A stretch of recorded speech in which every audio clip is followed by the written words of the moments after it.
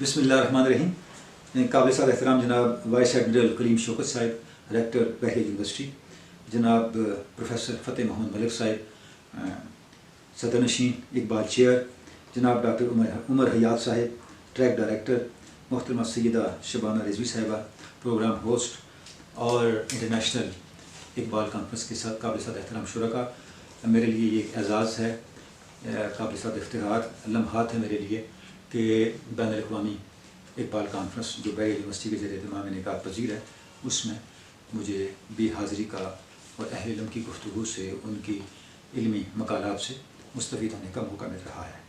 मौज़ू जो मेरे ज़िम्मे है, शिकायत है मुझे यारब खुदावंदान मकतब से सबक शाही बच्चों को दे रहे हैं हाकबाजी का। बुनियादी तौर पर अल्लामा ने अपने इस शेर के अंदर जिस बुनियादी मसले की तरफ हमें मुतवज्जे किया है वो हमारा निज़ाम तालीम और निज़ाम तरबियत है। ये एक ऐसा फैक्ट है, एक ऐसी एस्टेब्लिश्ड हकीकत है कि अल्लामा की जो पूरी की पूरी ज़िंदगी जद्दोजहद है, उसमें उनके मुखातबीन में अगर हम सबसे अहम हिस्से को मुतय्यन करना चाहें कि किसको अल्लामा मुखातब करके बात कर रहे थे और किससे उन्हें सबसे ज़्यादा तवक्कुआत वाबस्ता थी कि उनके पैगाम का फ़हम वहाँ पे आम होगा और उनका पैगाम जो है वहाँ पर इबलाग पाएगा, तो वो हम कह सकते हैं कि वो सिर्फ़ और सिर्फ इस कौम की नौजवान नस्ल है। लेकिन अलमिया ये है कि अगर नौजवान नस्ल सही तालीम से बहरावर न हो सके और वो एक बाकायदा निज़ाम तरबियत से न गुज़र सके, तो फिर वो किसी भी कौम का ऐसा सरमाया नहीं बन सकती जो उसे अक़वाम आलम में एक बावकार मकाम दे सके। यही वजह है कि हम देखते हैं कि अल्लामा ने अपनी शायरी में बिलखुसूस और नस्ली तारीलों में भी नौजवानों को बनाने के लिए, नौजवानों के किरदार को, उनके इल्म को, उनकी शख्सियत को, उनकी कंट्रीब्यूशन को बहुत काबिल फ़ख्र बनाने के लिए बहुत कुछ कहा है। अल्लामा का फ़लसफ़ा खुदी भी अगर हम उसका निचोड़ निकालें तो उससे मुराद भी एक मिसाली नौजवान की तश्कील है।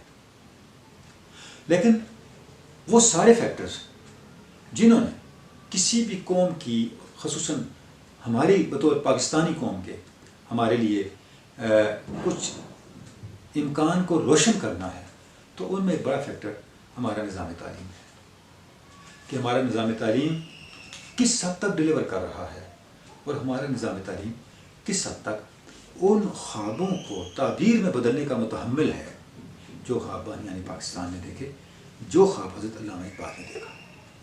ये बहुत फैला हुआ मौजू है कि अल्लामा इकबाल जिस निज़ाम तालीम की बात कर रहे हैं वो क्या है और उस निज़ाम तालीम के ज़रिए से जो अक़दार और जो ट्रेड्स और जो खसूसियात वो नस्ल नौ में पैदा करना चाहते हैं वो क्या हैं। यानी आप देखें कि अल्लामा इकबाल तालीमी निज़ाम के हवाले से इतने ज़्यादा हसास थे और उन्हें इतना ज़्यादा इस हवाले से उनकी कंसिडरेशंस थी कि अल्लामा ने अपने एक ख़त में एक पूरा निज़ाम तालीम का खाका तक बयान किया।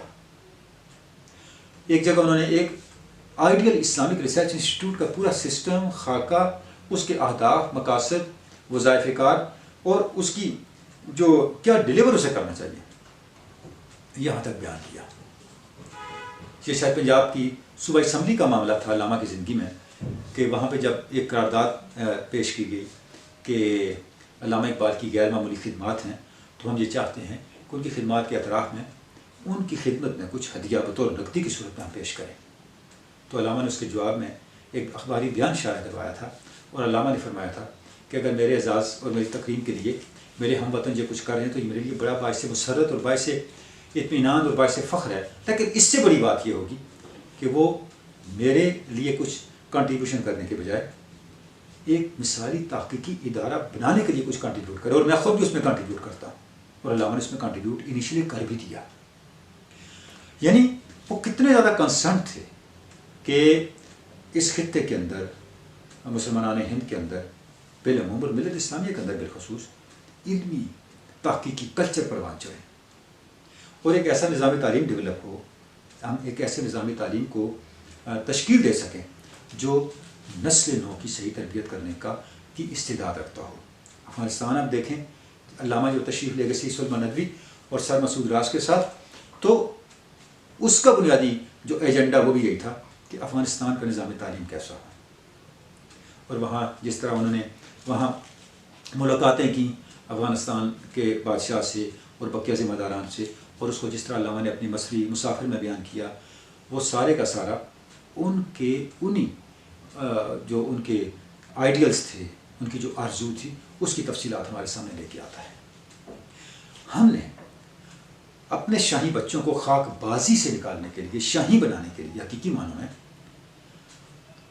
ایک مثالی نوجوان، مثالی مرد مومن بنانے کے لیے جو اقدامات کرنے ہیں، ان میں سب سے پہلی اور بنیادی بات یہ ہے کہ علامہ کے نزدیک کسی بھی قوم کے لیے اس کی کامیابی، اس کی بقا کی بنیاد، اس کا انحصار اس نقطے پہ ہے کہ وہ اپنی بنیادی اقدار کے ساتھ کتنا کمیٹڈ ہیں۔ کیونکہ کسی بھی سطح پہ، چاہے وہ دنیا ہو یا دین ہو، اس دنیا کے معاملات ہوں یا آخرت کے معاملات ہوں، اخلاقیات کا معاملہ ایسا ہے، اس پہ کبھی بھی کمپرومائز نہیں کیا جا سکتا۔ جہاں کہیں فرد، معاشرہ یا قوم اخلاقیات پہ کمپرومائز کرتے ہیں، وہیں سے ان کی تباہی اور ان کے زوال کا آغاز ہو جاتا ہے۔ ہمیں ایک ایسا نظام تعلیم تشکیل دینا ہے جس میں ہم وہ نسل تیار کر سکیں جو اقدار کے ساتھ کمیٹڈ ہو، ویلیوز کے ساتھ کمیٹڈ ہو، کیونکہ کردار ہی وہ طاقت ہے جو ناممکنات کو ممکن میں بدلتی ہے۔ کردار ہی وہ طاقت ہے جو دیوار کو دروازہ بنا دیتی ہے۔ اور اگر کوئی قوم کردار سے محروم ہو، کوئی فرد کردار سے محروم ہو، تو آپ اس سے کبھی بھی اعلیٰ منزلوں تک رسائی کی توقع نہیں کر سکتے۔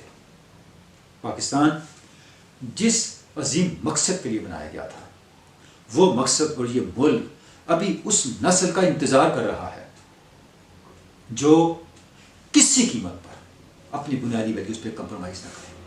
پاکستان کی پوری تاریخ کو اگر میں ایک جملے میں سمونا چاہوں تو میں یہ عرض کروں گا، یہ ملک صرف اور صرف بانیان پاکستان کے کردار کی طاقت سے بنا تھا، اور پھر ہمارے کردار کی کمزوری سے ٹوٹ گیا۔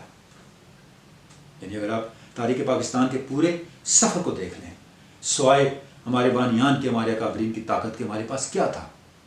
تعلیمی میدان میں مسلمان پسماندہ تھے، معاشی میدان میں پیچھے تھے، سیاسی شعور کے لحاظ سے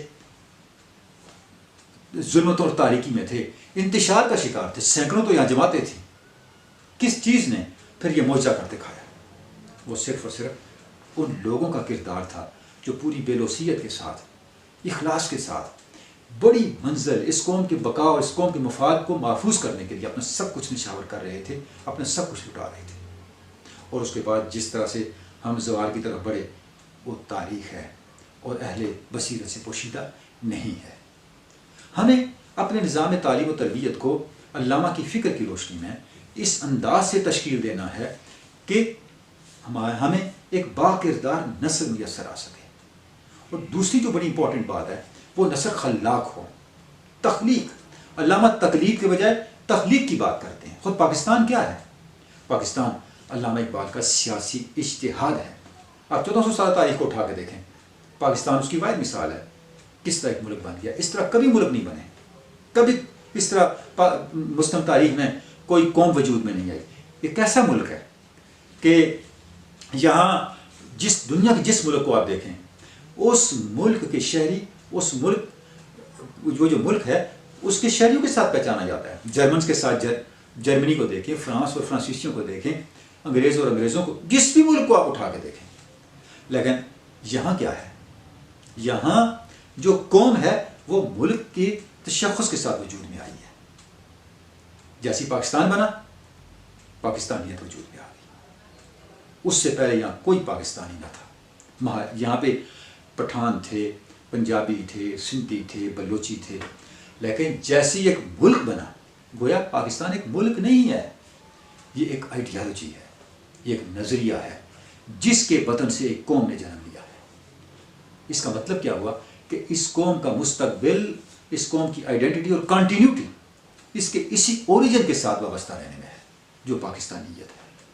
تو یہ سب کا سب کیا تھا؟ یہ علامہ اقبال کا سیاسی اجتہاد تھا۔ یہ کچھ علامہ نسل نو سے چاہتے ہیں کہ نسل نو تقلید کے بجائے تخلیق اور تحقیق کا راستہ اختیار کریں۔ ہم سائنس کے میدان میں اپنی نسلوں کی تربیت کر رہے ہوں، سماجی علوم کے میدان میں نسلوں کی تربیت کر رہے ہوں، دین کے علوم کے اندر تربیت کر رہے ہوں، ہمیں ان کے اندر اپنی دنیا آپ پیدا کر اگر زندوں میں ہے اس کردار کو ان کے اندر پیدا کرنا ہوگا۔ گو کہ یہ بڑا مشکل عمل ہے، لیکن جب ہم اس سفر کی طرف بڑھیں گے تو ہر مشکل آسانی میں بدلنے کے لیے ہے۔ ضرور ہمارے لیے وہ راستے آئیں گے، وہ امکانات آئیں گے جہاں ہم اپنے ان اکابرین کے، اپنے ان بانیان کے خوابوں کو، علامہ کی فکر کو حقیقت میں ڈال سکیں۔ خدا کرے کہ ہم اپنی نسل نو کی تربیت کے لیے وہ نظام وضع کر سکیں، تعلیم کا نظام، تربیت کا نظام، جس کے نتیجے میں انفرادی اور اجتماعی خودی کی حامل ایسی قوم تشکیل پا سکے جو دنیا کی امامت کی سزاوار ہو، مستحق ہو۔ علامہ اقبال نے اپنے تاریخی خطبہ الاباد کا اختتام قرآن مجید کی آیت مبارکہ پہ کیا تھا۔ سورہ مائدہ کی آیت مبارکہ ہے، علیکم انفسکم لا یضرکم من ضل اذ اہتدیتم۔ مسلمانوں، تم نے صرف ایک کام کرنا ہے، انفسکم، تم نے اپنے آپ کو بنانا ہے، اپنے کردار کو بنانا ہے۔ اگر تم ہدایت پہ جم جاؤ ثابت قدمی کے ساتھ اور ثابت قلبی کے ساتھ، تو ساری دنیا بھی اگر تمہاری مخالفت میں ڈٹ جائے، لا یضرکم، تمہارا کچھ نہیں بگاڑ سکتا۔ بہت بہت شکریہ۔